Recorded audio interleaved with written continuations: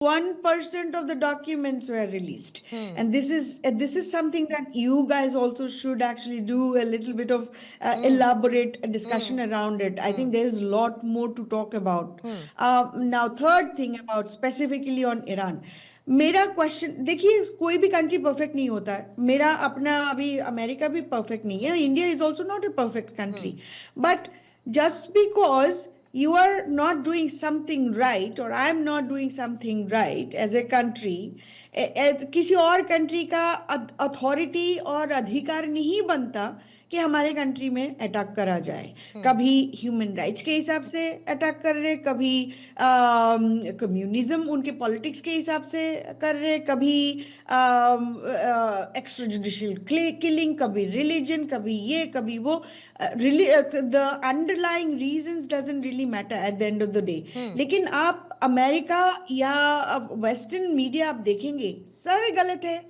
Venezuela गलत था, Iran गलत है, ग्रीनलैंड को हड़पना ठीक है. अब ग्रीनलैंड के बारे में भी अगर वेस्टर्न कंट्रीज में आप कनाडा बोले हैं या फ्रांस बोले हैं, कब कोई और बोले, it was because of the fact that it was their own, one of their own were the target. आज तक उन्होंने तो मुंह बंद के बैठे हुए थे. तो ये sort of like rule for the, not for me. आप ओबे करोगे, हम डिक्टेट करेंगे, हम जो बोलेंगे आप वो सुनोगे. तो अपने थर्ड वर्ल्ड कंट्री की शब्द मैं यूज इसलिए नहीं करना चाहती कि that is wrong way, but at the end of the day I think समझाने के लिए कोई भी और कंट्री कुछ करे तो वो सही नहीं है.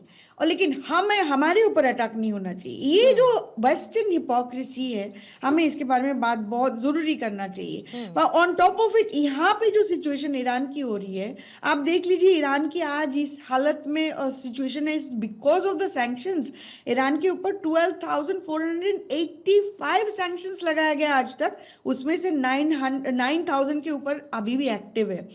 ईरान की जो अभी इकोनॉमिक सिचुएशन है, खराब हुआ, it's because of the sanctions.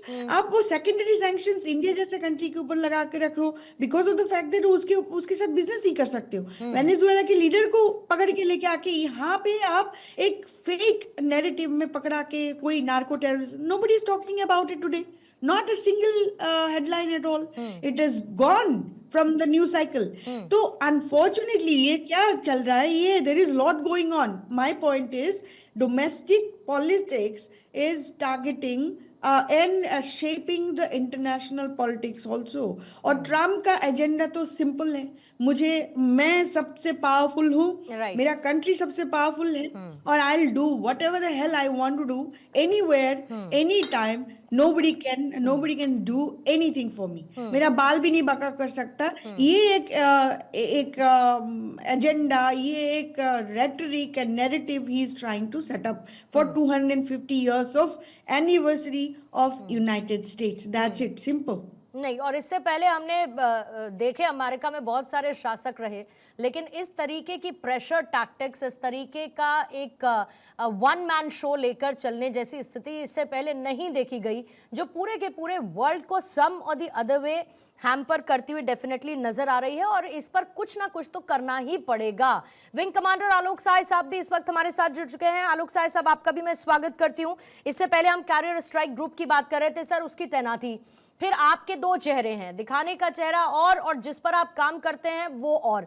Backdoor diplomacy को पूरी तरीके से खत्म करने वाला अगर आज की तारीख में कोई है तो वो डोनाल्ड ट्रंप है, अमेरिकी राष्ट्रपति. फिर वो बात करते हैं कि हम तो शांति लाना चाहते हैं, लेकिन शांति और स्थिरता ऐसे थोड़ी आएगी.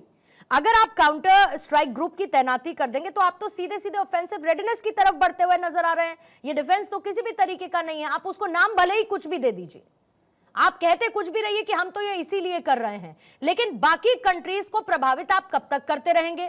और क्या ऐसा नहीं है कि ईरान हाथ पर हाथ धरकर बैठ जाएगा जब वो ये कह देगा कि हम तो फुल ऑन वॉर पे जाने के लिए तैयार हैं, काउंटर करेगा, तब क्या होगा?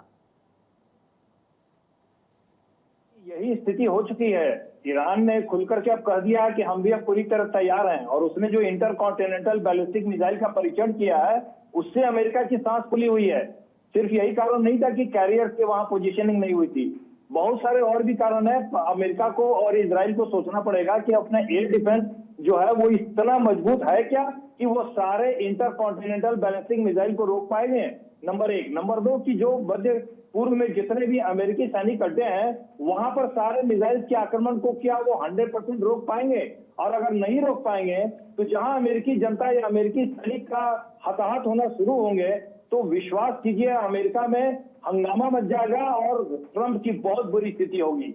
ये वहां पर एक ऐसा राष्ट्रपति आ गया है जो डिप्लोमेसी की भाषा जानता ही नहीं है, वो बुलिंग की भाषा बोल रहा है और इस भाषा के कारण अमेरिका ने अपने सारे अच्छे संबंधों वाले राष्ट्रों को अपने से धीरे धीरे दूर कर लिया। आप देखिए कनाडा जो एकदम अमेरिका के साथ रहता था वो अब दूर हो गया है, वो अब अमेरिका से अपने आप को डिफेंड करने की बात कर रहा है, कैसे करेंगे। और पूरा यूरोपियन यूनियन वहां से उससे दूर चला गया। अब अमेरिका का साथी बचा कौन?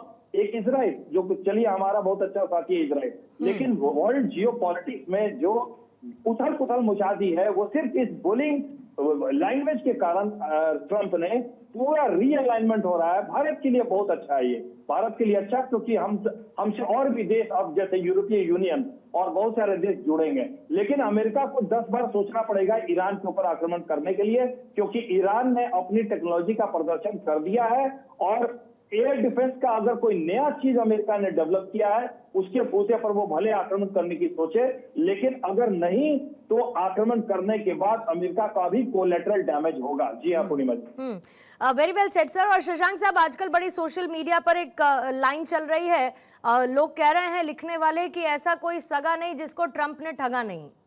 अब ऐसा तो नहीं है कि अपने ईरान के प्रॉक्सी ग्रुप्स नहीं है, ईरान भी अपने साथ कई लोगों को लेकर चलता है, ईरान की भी अपनी मजबूती है और ईरान जब फुल ऑन वॉर एस्केलेशन की तरफ बढ़ेगा यूएस की तरफ से लिए गए किसी भी एक्शन को लेकर, तो ये तो एक मल्टी फ्रंट कॉन्फ्लिक्ट के तौर पर पैदा होगा और इससे पूरी दुनिया में किसी का भी कोई भला नहीं होने वाला है। अगर ये सुपर पावर देश का राष्ट्रपति नहीं समझ रहा है तो इसका ऑल्टरनेटिव क्या है? नहीं, अमेरिका के राष्ट्रपति सब समझ रहे हैं, उनका काम करने का तरीका थोड़ा भिन्न है अपने पुराने राष्ट्रपतियों से। आपको याद होगा पहले भी जो है अमेरिका के राष्ट्रपतियों ने अपने वॉर्स को लेकर गए हैं दूर दराज के इलाकों में, और फिर उसके बाद में आपको याद होगा 1973 में फिर कांग्रेस ने कहा कि नहीं, अगली बार कोई वॉर होगी तो वो कांग्रेस का अप्रूवल लेना आवश्यक होगा। लेकिन अभी जब बात हुई तो उन्होंने बात मान ली कि नहीं, वो उसके प्रेरोगेटिव्स को नहीं रोक सकते हैं सरकार के और राष्ट्रपति के।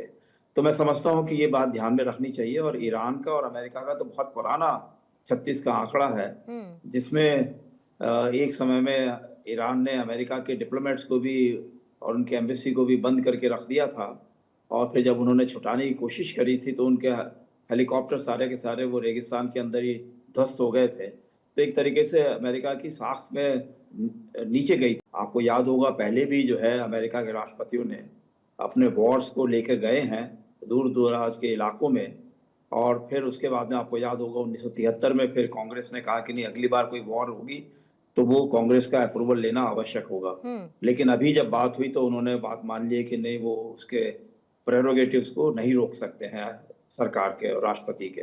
तो मैं समझता हूं कि ये बात ध्यान में रखनी चाहिए। और ईरान का और अमेरिका का तो बहुत पुराना 36 का आंकड़ा है, जिसमें एक समय में ईरान ने अमेरिका के डिप्लोमेट्स को भी और उनके एम्बेसी को भी बंद करके रख दिया था, और फिर जब उन्होंने छुटाने की कोशिश करी थी तो उनके हेलीकॉप्टर सारे के सारे वो रेगिस्तान के अंदर ही ध्वस्त हो गए थे। तो एक तरीके से अमेरिका की साख में नीचे गई थी, तो इसलिए वो बहुत ज़रूरी है कि उसको फिर से दोबारा उभारें। दूसरी बात यह है कि अगर हम वाइडर एंगल में देखें तो वेनेजुएला से तेल जो चीन को जाता था वो उन्होंने अब रोक दिया है।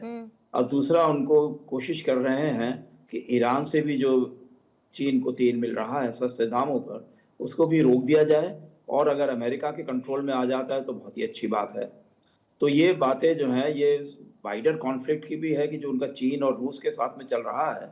आपको ध्यान होगा कि जब ये कोल्ड वॉर ख़त्म हुई तो अमेरिका नए एनिमीज़ को, एडवर्सरीज को ढूंढ रहा था, और उस समय उनकी किताबों में उनके एक्सपर्ट्स ढूंढ रहे थे कि कहाँ पे उनको नए एनिमीज़ मिलेंगे। ग्रीनलैंड का भी एक इरादा था कि यूरोप के अंदर भी कुछ ऐसे देश हो सकते हैं जिनके ऊपर हमला किया जा सकता है। लेकिन फिर यूरोपियन देशों ने भी उनको समझाया कि नहीं, वो मिडिल ईस्ट का और वेस्ट एशिया के ऐसे हैं जो कि बहुत ही इसके डेमोक्रेसी के खिलाफ और सिक्योरिटी के खिलाफ हैं, तो पहले उन पे हमला किया जाए, तो वो करा गया।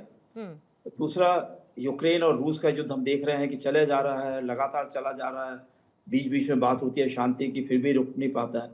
अब जो है मसला चला है कि वेनेजुएला तेल के जो है रास्ते जो कहीं और जा रहे हैं, जो भारत के ऊपर जिस प्रकार से सैंक्शंस तो नहीं कहूँगा, टैरिफ्स लगी हैं, उसका एक ही पर्पज़ ये है कि आप तेल क्यों खरीद रहे हैं।